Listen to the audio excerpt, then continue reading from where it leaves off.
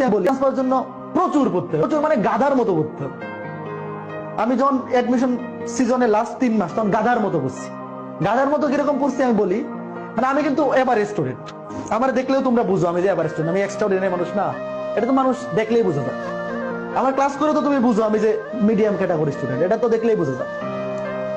তো আমি অ্যাডমিশন টাইমে মানে ধরো এসএসসি লাইফে কিরকম হইছে, এসএসসি লাইফে হচ্ছে বাপ সামনে বসে আছে, মা দেখতেছে আমিও পড়তেছি, বাপ চলে গেছে আমি পড়া শেষ।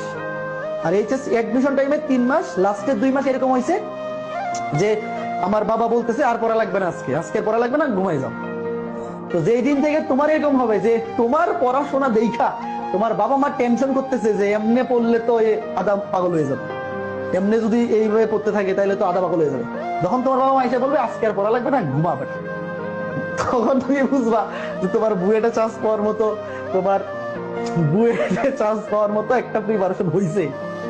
যতদিন পর্যন্ত তুমি এই জিনিস ফেস না করবে ততদিন পর্যন্ত বুয়েটে চান্স পাওয়ার মতো পড়াশোনা হয় নাই, এটা ধরে নিতে হবে। বুঝতেছ? তুমি বুয়েটে পড়বা, বুয়েটের নাম ট্যাগ লাগাই দিবা, এই যে কই এনে তো লেখা, এই যে বুয়েটের ট্যাগ লাইন লাগাই দিবা, এটা তো সহজে আসবে না। তুমি বুয়েটে চান্স পাইলে আরেকজনের স্বপ্নকে নষ্ট করে তুমি চান্স পাবা।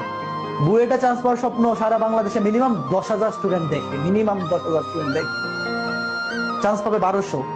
তার মানে তুমি বাকি 8,800 মানুষের স্বপ্নকে নষ্ট করে ওখানে ঢুকবা, তোমার জন্য আরো অনেক মানুষের স্বপ্ন নষ্ট হয়ে যাবে, তার সারা জীবনের চাওয়া পাওয়া তুমি নষ্ট করে ওখানে ঢুকবা। কাজেই ওখানে ঢুকার জন্য ওই লেভেলে পরিশ্রম করতে হবে।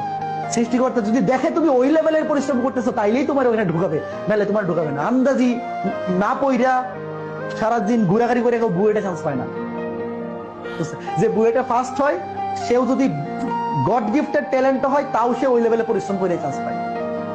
কাজেই তুমি 8,800 মানুষের স্বপ্নকে নষ্ট করে যে সিটটা তুমি পাবা, অবশ্যই তুমি যদি ওই লেভেলের পরিশ্রমী না হও, সৃষ্টিকর্তাও চাইবে না যে একটা অপরিশ্রমী মানুষ এখানে ঢুকে যাক, তাই না?